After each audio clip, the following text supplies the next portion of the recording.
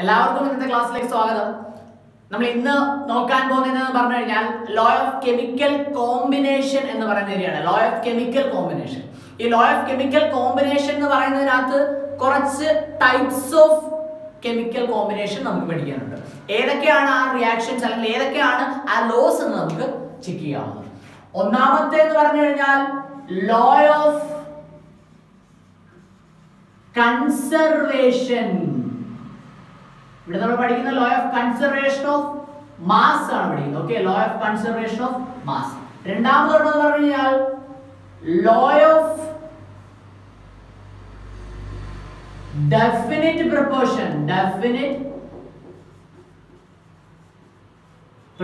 Law of definite proportion. അടുത്ത പറഞ്ഞു കഴിഞ്ഞാൽ law of multiple proportion. Law of multiple proportion. അടുത്ത പറഞ്ഞു കഴിഞ്ഞാൽ Gay-Lussac's law of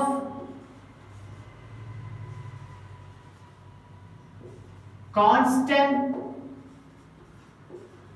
volume. Okay, Gay-Lussac's law of constant volume. ഇത്രയും കാര്യങ്ങളാണ് നമ്മൾ ചർച്ച ചെയ്യാൻ പോകുന്നത്. ഒന്നാമത്തേത് law of conservation of mass പറയാം.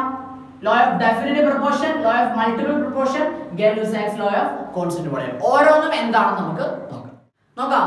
Law of conservation of mass എന്താണെന്നുള്ളത്.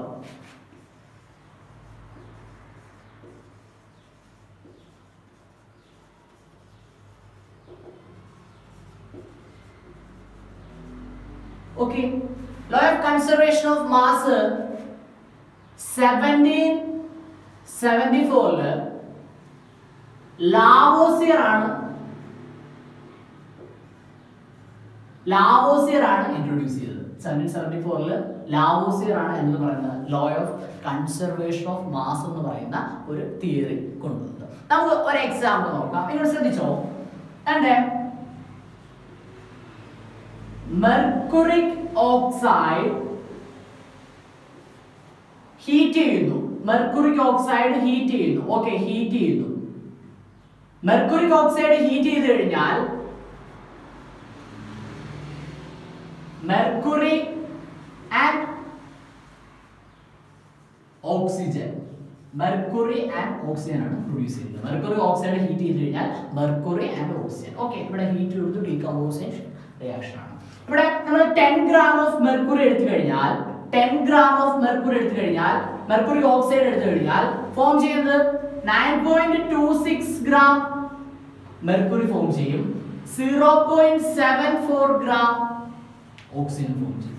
ഇവിടെ നോക്കിക്കോ, ഇപ്പൊ ഇങ്ങനെയാണ് റിയാക്ഷൻ നടക്കുന്നത്. ഇവിടെ നോക്കാം, ചെക്ക് ചെയ്യാം. 9.26 plus 0.74 രണ്ടും കൂടെ സം ചെയ്യുമ്പോൾ 10 gram കിട്ടും. ദാറ്റ് ഈസ് ഇവിടെ നമുക്ക് മനസ്സിലാക്കാൻ പറ്റുന്ന കാര്യം എന്ന് പറഞ്ഞു കഴിഞ്ഞാൽ എന്താ, ഒരു ഫിസിക്കൽ അല്ലെങ്കിൽ ഒരു കെമിക്കൽ റിയാക്ഷനിൽ, ഒരു ഫിസിക്കൽ ചേഞ്ചിൽ അല്ലെങ്കിൽ ഒരു കെമിക്കൽ ചേഞ്ചിൽ അല്ലെങ്കിൽ ഒരു ഫിസിക്കൽ റിയാക്ഷൻ അല്ലെങ്കിൽ കെമിക്കൽ റിയാക്ഷനിൽ റിയാക്റ്റന്റിന്റെയും പ്രോഡക്റ്റിന്റെയും മാസ് സെയിം ആയിരിക്കും. റിയാക്റ്റൻസിന്റെ മാസും പ്രോഡക്ട്സിന്റെ മാസും സെയിം ആയിരിക്കും ഒരു ഫിസിക്കൽ ചേഞ്ചിൽ അല്ലെങ്കിൽ കെമിക്കൽ ചേഞ്ചിൽ. ഇവിടെ നമുക്ക് കാണിക്കാൻ പറ്റുന്നില്ലേ? ദാറ്റ് ഈസ് അപ്പോൾ law of conservation of mass പറയുന്ന കാര്യം ഇത്രയേ ഉള്ളൂ. Mass can neither be created nor be destroyed. Mass can neither be created nor be destroyed. ഇതാണ് എന്ന് പറയുന്നത് law of conservation of mass പറയുന്ന കാര്യം പറഞ്ഞു കഴിഞ്ഞാൽ മാസിനെ നമുക്ക് ക്രിയേറ്റ് ചെയ്യാൻ പറ്റത്തില്ല, അതുപോലെ തന്നെ എന്താണ്, ഡിസ്ട്രോയ് ചെയ്ത് കളയാൻ പറ്റത്തില്ല. ഒരു കെമിക്കൽ റിയാക്ഷനിൽ എപ്പോഴും എന്തായിരിക്കും, റിയാക്റ്റന്റിന്റെ മാസും പ്രോഡക്റ്റിന്റെ മാസും എപ്പോഴും കൺസർവ്ഡ് ആയിരിക്കും. ഓക്കെ, അടുത്തത് law of definite proportion. Law of definite proportion എന്ന് പറയുന്നത് 1799 ലൂയിസ് പ്രൗസ്റ്റ് എന്ന് പറയുന്ന സയന്റിസ്റ്റ് ആണ് എന്ത് കണ്ടുപിടിച്ചത്, ലോ ഓഫ് ഡെഫിനിറ്റ് പ്രൊപ്പോർഷൻ എന്ന് പറയുന്ന ഒരു കൺസെപ്റ്റിൽ കൊണ്ടുവന്നത്. നമുക്കൊരു എക്സാമ്പിൾ വെച്ച് നോക്കാം. ഞാൻ അവിടെ രണ്ട് എക്സാമ്പിൾ കൺസിഡർ ചെയ്യുവാണ്. H2O and CO2, H2O and CO2. ഇപ്പോൾ ശ്രദ്ധിച്ചോ, ഹൈഡ്രജൻ ഓക്കെ, ഹൈഡ്രജന്റെ ഒരു ഹൈഡ്രജന്റെ mass 1, that is 2, 10 or 2. Oxygen 16, 2:16 എന്ന് പറഞ്ഞ റേഷ്യോ ബൈ മാസിന്റെ റേഷ്യോ ഇവിടെ കിട്ടി. ഇവിടെയോ കാർബൺ 12 ആണ്, ഓക്സിജൻ 16 into 32 ആണ്. ഓക്കെ, 16 into 2 32 ആണ്. ഇത് നമ്മളത് കട്ട് ചെയ്ത് കഴിഞ്ഞ് കഴിഞ്ഞാൽ 1:8 എന്ന് പറയുന്ന റേഷ്യോ കിട്ടും ഇല്ലേ, 1:8 എന്ന് പറയുന്ന റേഷ്യോ കിട്ടും. ഇത് നമ്മൾ കട്ട് ചെയ്ത് കഴിഞ്ഞാൽ 6 16 അല്ലയോ, 3:8 എന്ന് കിട്ടും. ഓക്കെ, 3:8 എന്ന് പറയുന്ന റേഷ്യോ കിട്ടി. കണ്ടോ, അപ്പോ വാട്ടർ ഫോം ചെയ്യുന്നത് ഒരു 1:8 എന്ന് പറയുന്ന ഒരു ഡെഫിനിറ്റ് റേഷ്യോയിലാണ്. കാർബൺ ഡൈ ഓക്സൈഡ് ഫോം ചെയ്യുന്നത് 3:8 എന്ന് പറയുന്ന ഒരു ഡെഫിനിറ്റ് റേഷ്യോയിലാണ്. അപ്പോ ലോ ഓഫ് ഡെഫിനിറ്റ് പ്രൊപ്പോർഷൻ പറയുന്ന കാര്യം ഇത്രയേ ഉള്ളൂ.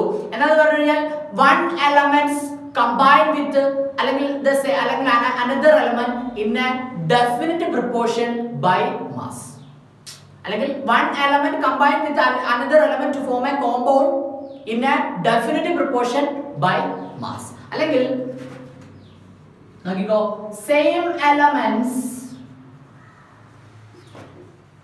combines to form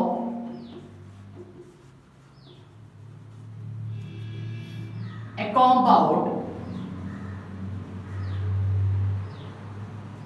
in a definite proportion by mass.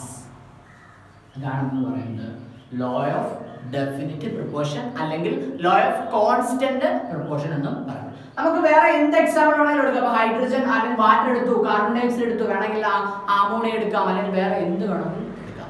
Different examples എടുക്കാം. Okay, next one is law of multiple proportion. Law of multiple proportion propose ചെയ്തതെന്ന് പറഞ്ഞാൽ ജോൺ ഡാൾട്ടൺ ആണ് propose ചെയ്തത്. John ഡാൾട്ടന്റെ ഒരു തിയറിയാണ് ലോ ഓഫ് മൾട്ടിപ്പിൾ പ്രൊപ്പോർഷൻ എന്ന് പറയുന്നത്. ഈ law of multiple proportion എന്ന് പറയുന്നത് പരീക്ഷകളിൽ ഏറ്റവും കൂടുതലായിട്ട് റിപ്പീറ്റ് ചെയ്തിട്ടുള്ള ഹയർ സെക്കൻഡറിയിൽ പരീക്ഷകളിൽ ഏറ്റവും കൂടുതലായിട്ട് റിപ്പീറ്റ് ചെയ്തിട്ടുള്ള ഒരു വിധപ്പെട്ട ഒട്ടുമിക്ക ക്വസ്റ്റ്യൻ പേപ്പർ എടുത്താലും കണ്ടുവരുന്ന ഒരു ചോദ്യമാണ് ലോ ഓഫ് മൾട്ടിപ്പിൾ പ്രൊപ്പോർഷൻ എന്താണെന്നുള്ളത്. that was proposed by John Dalton. John Dalton ആണ് ഈ ലോ പ്രപ്പോസ് ചെയ്തത്. നമുക്ക് ഒരു എക്സാമ്പിൾ കൺസിഡർ ചെയ്തിട്ട് നോക്കാം. അതെ, carbon monoxide and carbon dioxide. Okay, ഒന്ന്. then cuprous oxide, cupric oxide. Okay, ammonia, NH4 എന്ന് പറഞ്ഞു കഴിഞ്ഞാൽ എന്താണ്? ഹൈഡ്രോസീൻ. that is NH2 ഇതാണ് ഹൈഡ്രോസീൻ എന്ന് പറയുന്നത്. ഓക്കെ, അതാണ് അവിടെ. ഓക്കെ, നമുക്ക് തന്റെ മാസ് വെച്ചിട്ട് റേഷ്യോ ഒന്ന് കമ്പയർ ഒന്ന് എഴുതി നോക്കാം. Carbon that is 12:16. ഓക്കെ ആണല്ലോ, 12:16. ഇവിടെയോ 12:32. കോപ്പറിന്റെ മാസ് എന്ന് പറയുന്നത് 63.5 ആണ്. ഓക്കെ, അങ്ങനെ എത്ര കോപ്പർ ഉണ്ട്? 2 കോപ്പർ ഉണ്ട്. ഓക്സിജന്റെ എത്രയാണ്? 16 ആണ്. ഓക്കെ, ഓക്സിജൻ 16 ആണ്. കോപ്പറിന്റെ 63.5:16. ഇവിടെ നോക്കുക, നൈട്രജന്റെ എത്രയാണ്? 14 ആണ്. നൈട്രജന്റെ 14 ആണ്. 14 ഹൈഡ്രജന്റെ എത്ര? 3 ആണ്. 14:3 ആണ്. നൈട്രജന്റെ that is 14:2, that is 28 എന്ന് എഴുതാം. 28:4 എന്നാണ് അല്ലെ, 28:4. നമുക്ക് അതിന് ഒന്നും കൂടെ ഒന്ന് എഴുതാം. 28 that is 14:2 എന്ന് എഴുതാം. 14:2 എന്ന് എഴുതാം. ഓക്കെ ആണല്ലോ. ഇവിടെ ചെക്ക് ചെയ്താൽ കാർബൺ മോണോക്സൈഡിന്റെയും കാർബൺ ഡൈ ഓക്സൈഡിന്റെയും കേസ് എടുത്ത് ചെക്ക് ചെയ്ത് കഴിഞ്ഞാൽ കാർബണിന്റെ മാസ് എന്ന് പറയുന്നത് 12 ആണ്. that is constant. ബാക്കിയുള്ള ഓക്സിജന്റെ റേഷ്യോ എഴുതി കഴിഞ്ഞാൽ that is 16:32 എന്ന് എഴുതാം. 16:32 എന്ന് എഴുതാം. 16:32 that is 1:2 എന്ന് എഴുതാം. 1:2. ഓക്കെ ആണല്ലോ. ഇത് ഫിക്സഡ് റേഷ്യോ, ദാറ്റ് ഈസ് കാർബണിന്റെ മാസ് ഫിക്സഡ്. ഓക്കെ, ഇവിടെയോ ശ്രദ്ധിച്ചോ, കണ്ടേ ഓക്സിജന്റെ മാസ് എന്ന് പറയുന്നത് ഫിക്സഡ് ആണ്, ദാറ്റ് ഈസ് ഇവന്റെ ഓക്സിജന്റെ മാസ് എന്ന് പറയുന്നത് ഫിക്സഡ് ആണ്. ഇവിടെയോ that is 633.25 into 2 63, that is 2:1 എന്ന് പറയുന്ന റേഷ്യോയില് കോപ്പറിന്റെ റേഷ്യോ 2:1 എന്ന് പറയുന്ന റേഷ്യോയില്. ഇവിടെ നോക്കിക്കോ ആരെയാണ്, നൈട്രജൻ ദാറ്റ് ഈസ് 14 എന്ന് പറയുന്ന ഫിക്സഡ് ആണ്. ഹൈഡ്രജന്റെയോ 3:2 എന്ന് പറയുന്ന റേഷ്യോയിൽ എഴുതാൻ പറ്റും. പറയുന്ന കാര്യം മനസ്സിലായല്ലോ? അപ്പൊ എന്താണ് ചോദിച്ചു കഴിഞ്ഞാൽ അപ്പൊ ഇവിടെ എല്ലായിടത്തും ഒരേ എലമെന്റ്സ് കമ്പൈൻ ചെയ്ത് മൾട്ടിപ്പിൾ കോമ്പൗണ്ട്സ് ആണ് ഫോം ചെയ്യുന്നത്. കോപ്പറും ഓക്സിജനും സെയിം എലമെന്റ്, ദാറ്റ് ഈസ് ഇവിടെയും കോപ്പർ ഓക്സിജനും കാർബണും ഓക്സിജനും ഇവിടെയും കാർബണും ഓക്സിജനും. അപ്പൊ ഈ കാർബണും ഓക്സിജനും കമ്പൈൻ ചെയ്തിട്ട് മൾട്ടിപ്പിൾ കോമ്പൗണ്ട്സ് ആണ് ഫോം ചെയ്തിരിക്കുന്നത്. അപ്പോ ഇവിടെ കോപ്പർ ഓക്സൈഡ് കമ്പൈൻ ചെയ്തിട്ട് കുപ്രസ് ഓക്സൈഡും കുപ്രിക് ഓക്സൈഡും ആണ് ഉണ്ടായിരിക്കുന്നത്. ഇവിടെ അതായത് അമോണിയയും അതുപോലെ തന്നെ ഹൈഡ്രോസീനും ആണ് ഫോം ചെയ്തിരിക്കുന്നത്. ഇവിടെ എല്ലാം ഒരാളുടെ മാസ് എന്ന് പറയുന്നത് ഫിക്സഡ് ആയിരിക്കും, അതിന്റെ കൂടെ കമ്പൈൻ ചെയ്യുന്ന മറ്റൊരാളുടെ മാസ് എന്ന് പറയുന്നത് എന്തുമായിരിക്കും, തമ്മിൽ ഒരു വോൾ നമ്പർ റേഷ്യോ ആണ്. ഇതാണ് എന്ന് പറയുന്ന ലോ ഓഫ് മൾട്ടിപ്പിൾ പ്രൊപ്പോർഷൻ പറയുന്നത്. Okay, law of multiple proportion. അപ്പൊ ലോ ഓഫ് മൾട്ടിപ്പിൾ പ്രൊപ്പോർഷൻ എന്താണെന്ന് പറഞ്ഞു കഴിഞ്ഞാൽ ശ്രദ്ധിച്ചോ, when elements combines to form compounds, elements combines to form compound, adokya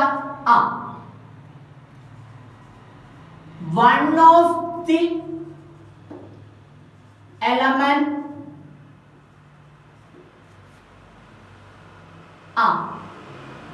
as a fixed mass, one of the element ഇവിടെ carbon, okay, one of the element as a fixed mass combines with another element in a simple whole number ratio. മനസ്സിലായോ? അപ്പോൾ ഇതാണ് എന്തെന്ന് പറയുന്നത് law of multiple proportion എന്ന് പറയുന്നത്. അപ്പോൾ രണ്ട് സെയിം ആയിട്ടുള്ള ആൾക്കാർ കമ്പൈൻ ചെയ്ത് മൾട്ടിപ്പിൾ കോമ്പൗണ്ട്സ് ഉണ്ടാവുമ്പോൾ, മൾട്ടിപ്പിൾ കോമ്പൗണ്ട്സ് എന്ന് പറയുമ്പോൾ രണ്ട് ഡിഫറെന്റ് ആയിട്ടുള്ള കോമ്പൗണ്ട്സ് ഫോം ചെയ്യുമ്പോൾ എന്താണ്, അതിൽ ഒരാളുടെ മാസ് എന്ന് പറയുന്നത് ഫിക്സഡ് ആയിരിക്കും, അത് കമ്പൈൻ ചെയ്യുന്ന മറ്റൊരാളുടെ മാസ് എന്ന് പറയുന്നത് ഒരു മൾട്ടിപ്പിൾ അല്ലെങ്കിൽ അവിടെ ഒരു എന്താണ് ഒരു വോൾ നമ്പർ റേഷ്യോ ഉണ്ടാവും. ഓക്കെ, അതാണെന്ന് പറയുന്നത് ലോ ഓഫ് മൾട്ടിപ്പിൾ പ്രൊപ്പോർഷൻ. നമ്മളിവിടെ കാർബണും ഓക്സിജനും എടുത്തു, കാർബൺ മോണോക്സൈഡ് കാർബൺ ഡയോക്സൈഡ് എടുത്തു, വേണമെങ്കിൽ ഹൈഡ്രജൻ ഓക്സിജൻ എടുത്തിട്ട് വാട്ടറും ഹൈഡ്രജൻ പെറോക്സൈഡും എക്സാമ്പിൾ എഴുതാം. അതുപോലെ തന്നെ നൈട്രജനും ഓക്സിജനും എടുത്തിട്ട് നൈട്രജന്റെ മോണോക്സൈഡ്, നൈട്രജൻ ഡയോക്സൈഡ്, അതുപോലെ തന്നെ നൈട്രജൻ വീണ്ടും വരും ഡൈനൈട്രജൻ ടെട്രോക്സൈഡ്, ഡൈനൈട്രജൻ പെന്റോക്സൈഡ്, അങ്ങനെ ഏത് കോമ്പൗണ്ട് വെച്ചിട്ട് നമുക്ക് ഇല്ലുസ്ട്രേറ്റ് കാണിക്കാം. എക്സാമിന് you should illustrate with an example, ഒരു എക്സാമ്പിൾ വെച്ചിട്ട് ഇല്ലുസ്ട്രേറ്റ് ചെയ്ത് കാണിച്ചിരിക്കണം. ഓക്കെ ആണല്ലോ?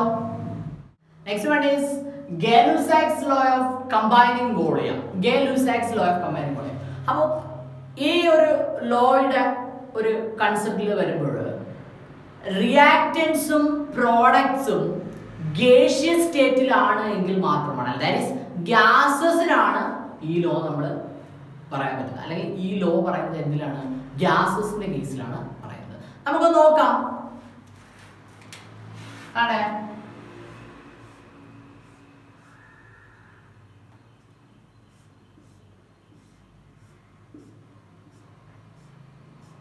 okay, one volume H2 combines with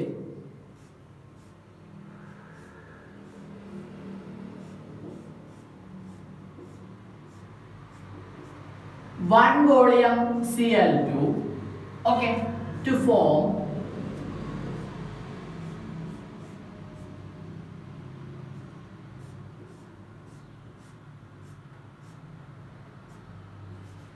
two volume HCl. മനസ്സിലായി? അപ്പൊ നോക്കാം, 1 volume H2 combines with 2 volume Cl2 അല്ലെങ്കിൽ chlorine to form HCl gas. അപ്പോൾ ഇവിടെ എന്ന് പറഞ്ഞു കഴിഞ്ഞാൽ നോക്കുക, റിയാക്റ്റൻസിൽ പ്രോഡക്ട്സും റിയാക്റ്റന്റിലും പ്രോഡക്റ്റിലും ഒരു സിമ്പിൾ വോൾ നമ്പർ റേഷ്യോ ഉണ്ട്. 1 volume hydrogen combines with 2 volume chlorine to form 1 volume chlorine to form 2 volume HCl. അപ്പോൾ ഈ റേഷ്യോ ഉണ്ടോ, ഇതാണ് എന്തെന്ന് പറയുന്നത് Gay-Lussac's law of gaseous volume അല്ലെങ്കിൽ എന്താണ് കമ്പൈനിങ് വോളിയം എന്ന് പറയുന്നത്. അപ്പോൾ എന്തായിരിക്കണം, റിയാക്റ്റൻസും പ്രോഡക്റ്റും ഗേഷ്യസ് സ്റ്റേറ്റിലായിരിക്കണം. അതുകൂടാതെ അനദർ സ്പെഷ്യാലിറ്റി അല്ലെങ്കിൽ അനദർ കെയറബിൾ പ്രോപ്പർട്ടി എന്ന് പറഞ്ഞു കഴിഞ്ഞാൽ same conditions of temperature and പ്രഷറിലായിരിക്കണം.